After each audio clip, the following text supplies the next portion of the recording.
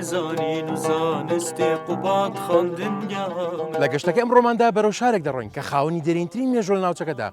شارێک تا بڕوانی تا بڕۆی هەر شوێنی گەشتاریە هەر شوێنی جوانە هەر شوێنی مێژوویە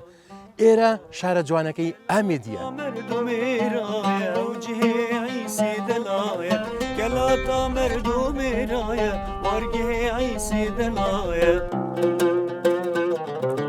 عاقلداری میرێمێ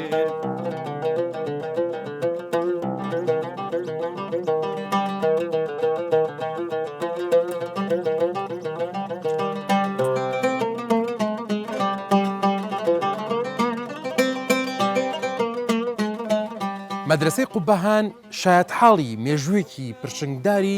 دەڤەری ئامێدیە لەم شوێنەوە ئێمە باس لە مێژووی کۆنی ئامێدی دەکەین پرۆفیسۆر دکتۆر کەرەڤان ئێمە لە خزمەتیان ئەمڕۆ کە مێژوونووسێک و شارەزایەکە لە بواری مێژووە باسی ئەم مێژوە پرچنگدارمان بۆکە لە دروستبوونی ئێرە و مامۆستاگیان باسێکی بکەین سڵاوی گەرم لە جەنابتان سوپاس gelek bixêr hatine mêrgeha behdînan mêrgeha pir şînewar xandingeha Qubbehan eva nûke Emlê êke şînwarê zûrê dikevin yê deverê li gel vê xandingehê me çendîn şînwarê diyêteyn ê resenin ê dikevnin dîrûka wat zivrî te berî çaxê İslamê û li ser demê mêrgeha behdînan ji wan jî me mizgefta mezina Amêdiyeya hey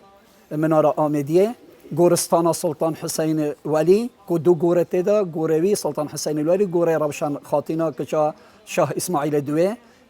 سلطان دیمهیه میرگه هر وصا ما درگه بهدینان یه یا درگه ثقافان بینی و ناو درگه میسل جیت تنیاسین اکش درگه گلک کفنه الدوره ولی پاتشت پتوی ام بجین هر کسی ت سردانا و دوره کتن نابیتن سردانا و خواندنگه نکرد. اوه ایک شوان خواندنگه ها گلک کفن ات میجویا دور همیه دا. اگر تو وچ سردمک؟ دست پیکا میجویا و پراستی گلک ها کفنه. چید بیتن دست پیک وک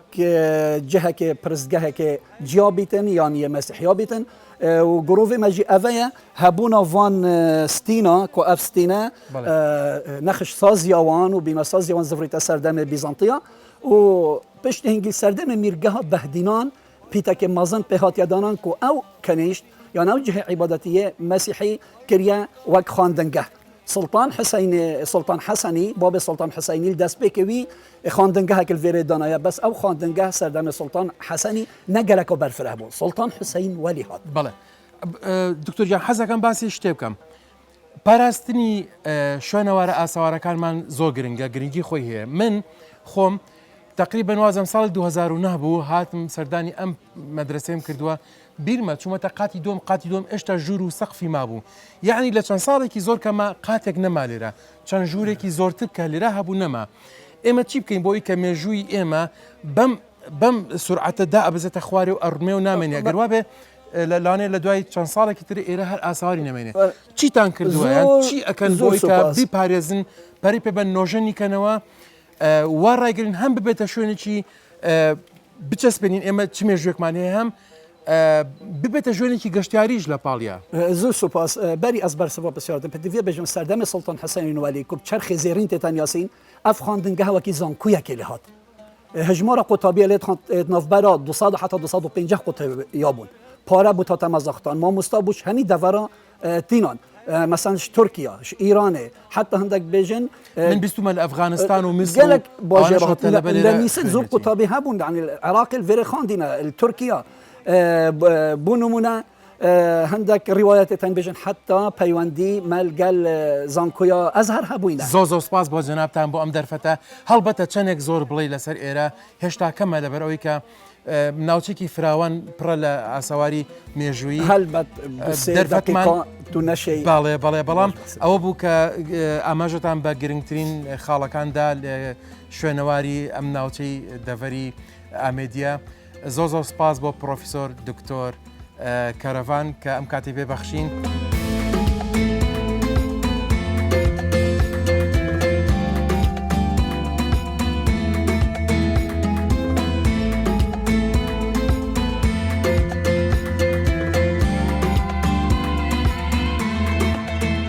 سەردەمانێک ئەم شوێنە جم و جۆڵی گەشتیاری گەرمترین ساتەکانی بەخۆیەوە دیوە. هەندێک لە سەرکردەی وڵاتانی دەرودراوسێ لێرە بوون، لێرە شەو ڕۆژیان کردوێتەوە.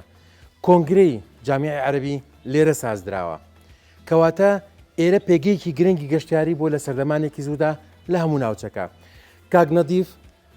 ئەم کاتت باش، گەڵێک بخێراتن سەر زۆر سپاس دەکەم. کاک نەدیف کە بەڕێوەبەری گەشت و گوزارە لە دەڤەری ئامێدی، گرنگی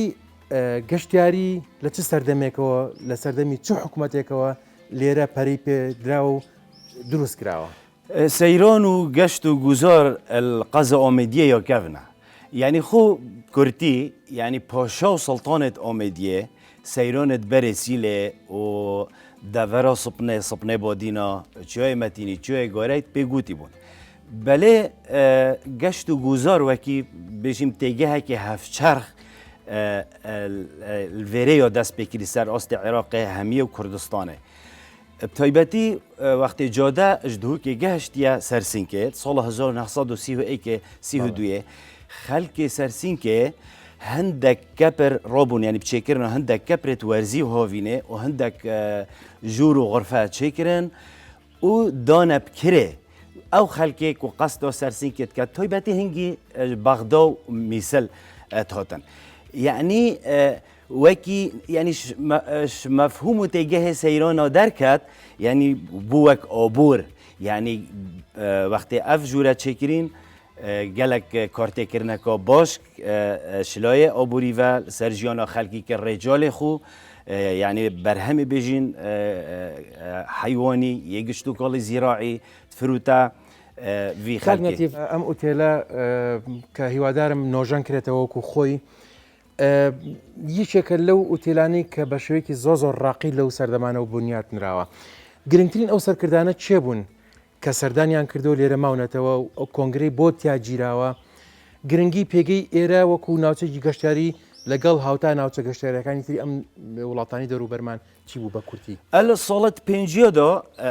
عێراقی بگشتی و تایبەتی یعنی قەزە ئۆمێدیە هەڤڕێکی و منافەسە الگەل لەبنان کرد، الگەل ترکات کرد لایە گەشت و گوزاری و بێشک و ئەوە وەکی تەکەرەم کردی سەرسینکێ تایبەتی vê ئوتێلê ev ئوتێلە و دیزاین و ئاواکردنەوەی یعنی فێڕاندن و مەبالغەنین لە دنیای هەمیە گەشت و گوزاری ئاینی لێرە هەیە بەلێ بەهۆی چیەوە و هەر چۆر دیانەتێت ئیبراهیمی دێر و مزگەفت و تایبەتی یعنی سۆفیگەری یعنی دێرەشێ مەزارێ شێخ عەلی هەکاری ئەو ئەیکەمین کەسە تەسەوف ئینۆیە کوردستانê û şagirdê wî li hemî alema îslamî qest kiriye û em bîr nekin avê tazî û gelî zêdebarî zê avaşîn ev rêbarêt mazanin û xabîr yanî dikevne qeza ئۆمێدیە ئەوان ئەگەر هەمیە و gelekê dî belkî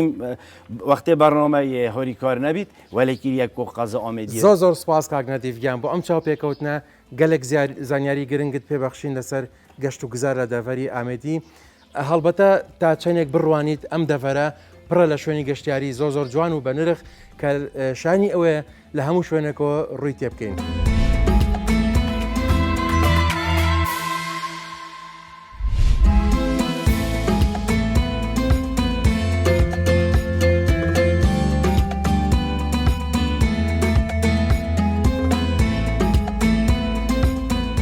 زۆربەی کات وا هەڵکەوتووە گۆرانی بێژەکان کاتێک ئاوازێکیان هەیە بە دوای شعرێکدا دەگەڕێن ئەم کتێبنا ئەو کتێبنا ئەو هۆنراوێنە ئەو هۆنراوانە تا هۆنراوێک پڕ بە پێستی ئاوازەکان دەدۆزنەوە دایانێن. بەڵام هەندێک هونەرمەند هەیە داوای شعرێک لە شاعیرێک دەکات پڕ بە پێستی وشەکانی پڕ بە پێستی ئەحساسی شاعیرەکە ئاوازەکە دەکا بەبەریا. لێرەدا لە خزمەت شاعیر مامۆستا ڕێکێشین کە توانوێتی ئەو شعرانە بنووسێت کە زۆرێک لە کەڵە هونەرمەندەکانی ئەم ناوچێ سوودیان لێوەرگرتووە شعرەکانیان بەکارهێناوە ئاوازیانە سەرداناوە. یەکێک لەوانە هونەرمەندی کۆچکردو تەحسین تەها بووە. مامۆستا گیان بەخێر هاتی ئەم کاتت باش. زۆر سپاس. حەزەکەم لەگەڵ ئەوەی کە تەمەنی جەنابتان لەگەڵ تەمەنی مامۆستای کۆچکرد و تەحسین تەها مەودایەکی بین بووە لەو زمانەی کە داوای شعری لێ کردویت تا ئاوازێکی لەسەر بچڕێت ئەم پەیوەندیە چۆن دروست بوو ئەم شعرانی چۆن وابەدڵ بوو یەکەم جار تەحسین تەها دیماهی ساڵ 1977 هەتا ئامەدیە 31 دازدە بوو دا شەهیانێکی بگەڕیت بوو جەحێلێت ئامەدیە وی وەختی هەواڵە دا خۆش مکرد گوتە من هوزانێکی بدێ ئەس چوومە هوزانێکینا بوو دەستپێکا هەندێک و ئەس پشتینگی ئێکەم هوزان مدوایە لێبە نابم بوو هێدی هەندەستەوانە دیجیش مخواستن و گەشتەوێ ڕادێک و ئەس بێمە نیاسین وەکو هوزانوانێک من خزمەتە سەوانە کوردی کردبیت دەنگێ تەحسین تەهایە نەمەک خاوەن چەند کتێبێکیت من ئەو کتێبانە بەس جەنابەت بەس شعر دەنووسیان لێ کۆڵینەوە لەبارەی فۆکلۆر لەبارەی کەلەپور ئەم بەرهەمانە چین ئەم کتێبان من باسەکەی بەێ ئەوە لێبە نابم ئێکەم ئەیدا منە هوزانە بۆ 85 هوزانێت تێداویت کو مدوینە تەحسین تەهای سعید گاباری سەمیر زاخۆلی شاکر محەممەد ئەمینی عەبدوڵڵا زێرینی و گەلێکی دی ئەوە فێربوونا کوردی پتیپێن لاتینی گەلێکە گرنگ بوو من ئەوژی بۆ منهەج لە هەمی خۆلا ئەوە شەفرەشایە هەواڵێکێمە بوو وزانوانێکی ناو دەنگی ئامەدیە بوو قەزا قەدەرێکی چوو وەکو وەفاداری هوزانێتی هەمیش چێتوی ژیانەوەی من ئەیدی کرد ئەوە دی کێروکۆژنێکی وەفاداری بوو کاک محەممەد سعید بەل و خودێ ژێڕازەبی کێروکۆژنێکی بەس ئەوێ دی 22 ساڵە ئەزبێ بووم حەیرانوکێت کوردی نابە حەیرانوکێت کوردی 3204 بەندێت حەیرانوکۆیت تێدا ئەوە دی فەرهەنگا گوتنێت مەزنا ئەوە 4 بەرگن یا پێکاتی 6000 گوتنا هەمیژی مشرۆڤە کرینە و پەرتوکە هەرێک و شەهنازیە پێ بکەم ژیان و بەرهەمێ هونەرمەندێ مەزن تەحسین تەهایە دەتوانی گۆرانێکی تەحسین تامان بۆ بێژیت لە یەکێک لە شعرەکانی خۆت بهێ ئەس گورۆنیە من دەنگنینە گورۆنیە ببوورە بەس ئەشێم بەوە هوزانێکی شواب بێژم ئەوێت کو هەرچەنە حەزمە کرد گۆرانەکەش بە دەنگی خۆت بووتە بەزەگەر شعرەکەشمان بۆ بڵێ شعری پێتان عڵێم بێ دەهێمە یارێ دەهێم یە دوێ دلی هەمی عدەی بێم لەزێ نەکەن و کە نەشم بەلێ مای دەمەکێکێم دەهێمە بە بخەلاتەوە ئەو خەلات بوو هەمیانەوە نێزیک بوو دێت ئەو گاوە خۆشی بزڤریتە دڵاوە دەهێم و تێر دێمە بینی دڵخۆشی دێت گەلمەڕینی دەما دیر و کامت خینی دێت و سەرهاتیا ژێستنی ئەوەژی من کرد بوو دیارییان و من بەهاند بوو پێشمەرگەهی بن ڕێکەکەکە بێژن ڕەمزی وەکو عشقێکی ئەڤینەکێ من دیار کردی بوو زۆر سپاس ماوەساگیان بۆ ئەم چاپێکەوتنە لەگەڵ جەنابتان تەبعاً کاک ڕێکێش کەساتێکی زۆر ناسرا و کۆمەڵاتیە لەم دەڤەرە توانێتی لە بواری فۆکلۆرە دەستێکی باڵای هەبێت و دەستێکی باڵاشی هەیە لەو شعرانی کە زۆربەی هونەرمەندەکانی ئەم ناوچێ و ناوچەکانی تریش کردویانە بە گۆرانی زۆر سپاس بۆ ئەم دیدارە زۆر خۆشحاڵ بووم بە دیدەنیت لەم گەشتی ئەم ڕۆماندا.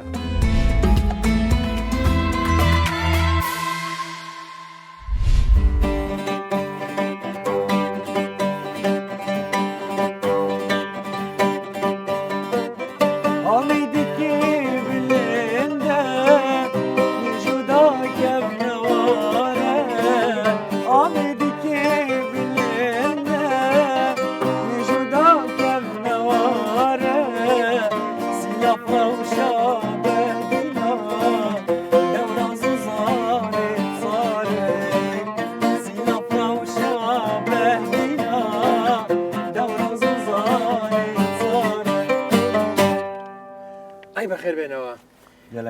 کاک جەهەگیر کاک جگەر خوێن دوو برا شیرین تر لە شەکر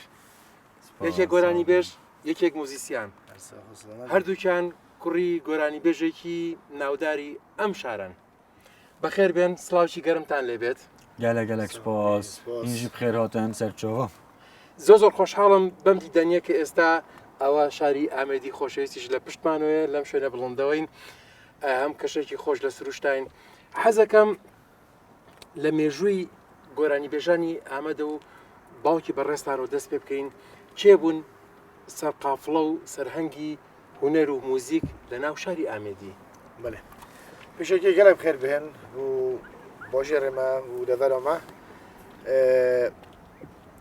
شکەڤندۆ آمیدیه که پایتخت میرگاه بهدینان بویه الکوچکا پاشا میرا گلک سرانبش هبوینه لنافدارترین کس الوی چاخی هم که توفی و هم که کورت گوتنه سرانبش دیوانا کوچکو میرا بو گلک سران و گنجینه که مزن دیف خود هدایه و فلکتور بو باجی رما و دورامه اگر هم دیف داتر ما مستعد مزنش في باجي رابوينا ايش ما مستعد ما مستعد نمر تحسين طه كو خلك في باجي ربويا كو دائما بابا ما رحمتي تشتكي صفات كلمه قالك حشوه صفات كلمه وصفات كلمه اوي داي كو پردك بويا نوفينا سرانا كلاسيكي آباديني ويا هفشر خابادي ئەم دەڤەرە کە باستان کرد ئەمەنە زەنگینە ئەمەنە فراوانە چۆنە تا ئێستا پیر نەکراوەتەوەی پەیمانگایەک پەیمانگایەکی هونەرە جوانەکان لەناو شاری ئامێدی دروست بێت ئەم هەموو هونەرمەندی پێگانوە بەڵام سەیرێکی هونەرمەندەکانی ئێرە هەڵدێن ئەچنە شارەکانی تر خزمەت بە شارەکانی ترەکەن یا خزمەتی خۆیان لە خزمەتی هونەری شارەکانی ترە بوو نەتوانراوە ئەمە بکرێت لێرە طبيعي صالي كيمي بينجا حتى شست خطابي دفري قشتي قصد پیمان هنر جوان كان دوی که بشه موزیکی و نه بس بشه موزیکی هر سه بشه خوبه دا بشن که اختصاص هنری بخینن مال سال 2015 برازیبونیا 162 کسا که اختصاصا شن وانه بیجی بیجن نف پیمان هنر جوان دا ما امضا کم کردن مخر و کردن مفرق کردن بلنا برسینگی وزارت پرورده وزارت پرورده گویی ممانع اینه اگر هنگ بشن جیب خوب پیدا کن. ام هات این زوری نه چون دفتردار آمیدیه ما دانا برسینگی کشا جی ملویره هبو. ما گویی برایمش هر دو برواریا وش سیارتی که حتی دیگه هگلی بالنده تو کیرب مجه که دست نشان کی بینات که دست نشان کی ما کشانی نه میشین ویره پیمانگاه هنرین جوان وکین و وانه لب بشین دا افلود سر پیمانگاه هنرین جوان یا دوی کشی تو زکیم ببیتن و دا خلک مجی خەلکی ئەمە کاسب کاریە جیت الوێرە دەستان خۆش بێت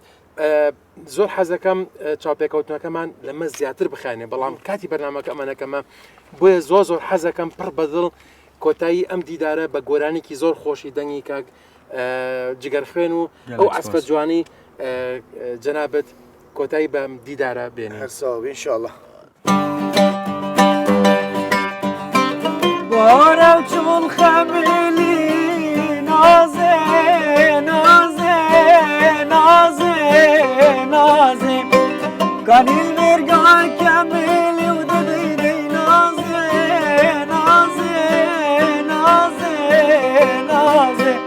هەرچا نازێ گەنجێلی ئەو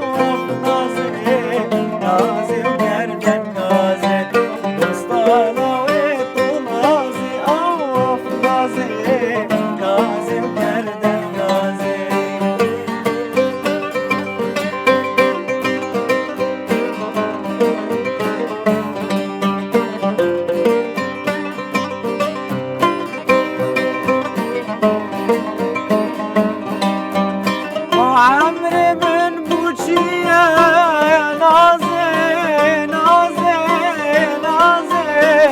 نازێ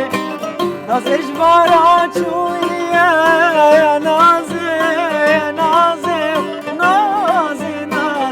نازه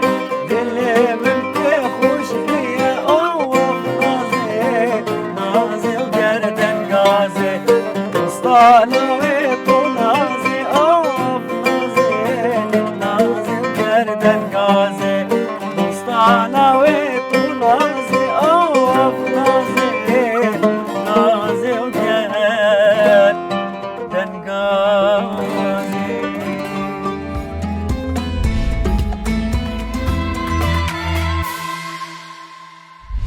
زۆرن ئەو ژنانەی لە کوردستان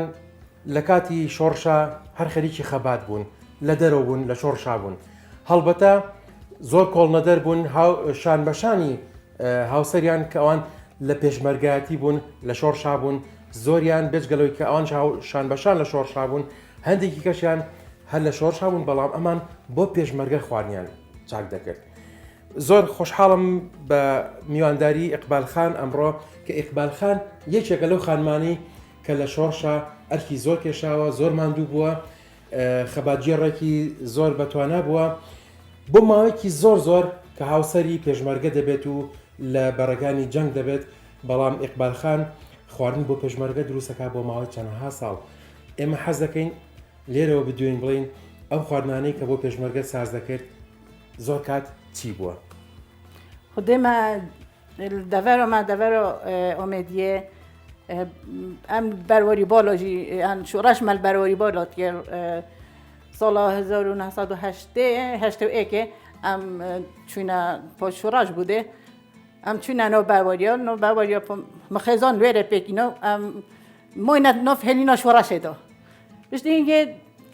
طبعا مام قالك نوع زودي شيت كده نا هما إبراقتني بو أن ترشيكتني بو أن نوع زودي ما هبون ما شيت كده وخرجي يا خمالي سەرکەوتوو بیت هەردەم بمێنیت هەر لەش ساغ بێ ئێستا ئەمڕۆ چیمان بۆ دروست ئەەکەیت وتیان خواردنێکی تایبەت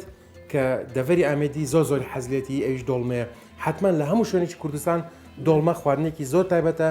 زۆر بەلەزەت و خۆشە بەسووتیان تایبەتمەندیەک هەیە لێرە کە بە شێوازێکی خۆتان چێکی دەکەن کەرەستەکانی چین لە چی پێکات کەرەستێتمە یا ئێکێ برنجە کوردی ئەم چێتکەین ئەوە برنجە کوردیە و بۆ جۆنن فلفلن بۆ جۆن ڕاشتکردن و گولندن و گوشتیژی دوێت ئەم هەر هەندێک سپی بکەین نەگەل نەکردەوە بەقیمە بەدەست وردت کردووە چون ئەم دەستی هیچکەین تۆمەوی خوشترە زۆریش بەڵێ وەکی دیڤەکەلامە ئەڤژی باقلە ئەم جۆرە مێوەژی چێتکەن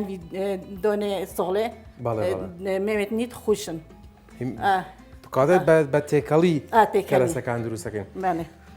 یارمەتیت بەم لە دروستکردنیە پێت خۆشە گەلە پێ خۆشە کاتە لە چۆ دەست پێکەین یەکەم شت ئێستا قیمەکە سوورکەینەوە ئەمەش بکەینە ئاوی کوڵین زەردیکەین چێکەین کاتە ئێستا ئەوواکەین تو بماوێ چێکە ئەمە تۆ تاو جنیتە هیچی نەماوە هەرەوە ماوە سووری کەمەوە ئەمەش بزنم ئەو تۆزەی هیچکە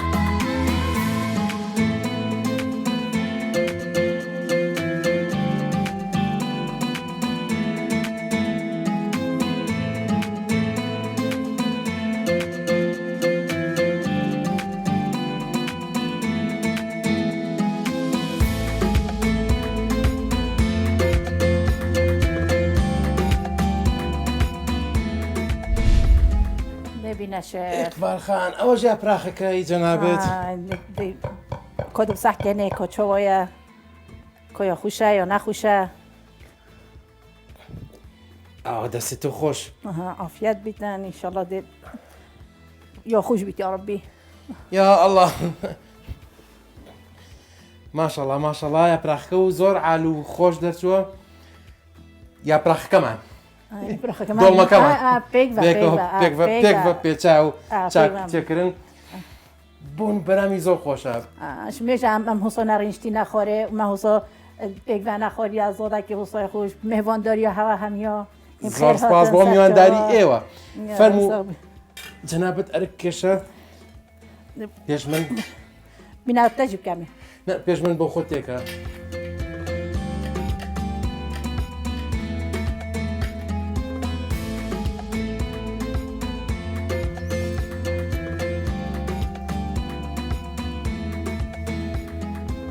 ئەو دەستانە زۆر خۆشە تامی گەلە خۆشە کە لە ڕمەکەش بە تاقیکەینەوە کە نەمیژی بخۆ گەرمە ئەڵێ لەسەر ئاگر لێنراوە هەندە ئەوێ بین ئەوێ بین ئەوە ماستە پێ بەخۆێ ئەوە ماستۆمەژی ئەم سبتێت کەینە تێدا سبت گەلەکە خوشە نافۆ بێدا ئەوە ماستێ گەلک سبت ئویە ساخلەمەژی بوو گەلە شوولە ماستاوێکی خۆش بەشویتەوە ئەو دەستانە خۆش بێ بەڕاستی دانیشتێکی زۆر خۆش خواردنێکی زۆر خۆش لە خزمەتی ئیقبالخان بووین کە ئەم خواردنە خۆشەی دروست کرد خانمێکی دەستڕەنجین لە خواردنە خانمێکی شۆڕژێر خانمێک هەموو ژانی لە خەبات و لە شۆڕشا و لە دەرەوەی شار و ماڵی خۆی ژیاوە و بەسەر بردووە ئێمە لێرە لەم بڕگەیە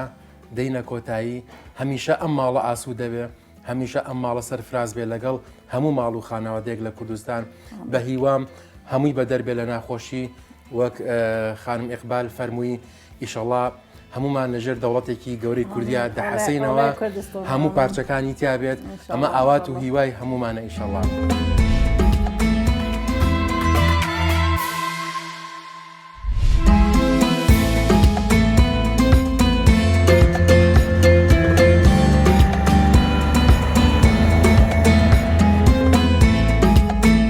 گەشتێکی زۆر خۆش لە شاری ئامێدی و دەڤەری ئامێدی و دەوروبەری خواردنێکی خۆش مێژوویەکی جوان کەسایەتی جوان هونەرمەندی جوان بەڕاستی گەشتێکی تا بڵێ خۆش بوو ڕۆژێکی تاوان بەسەر برد بە جادەی نوێ هاتی نەخوارێت لە ئامێدی چاخانێکی جوان شیرێکی گەرم کۆتایی بە ڕۆژەکەمان دێنین و دەگەڕێینەوە هەر شاد و بەختەوە.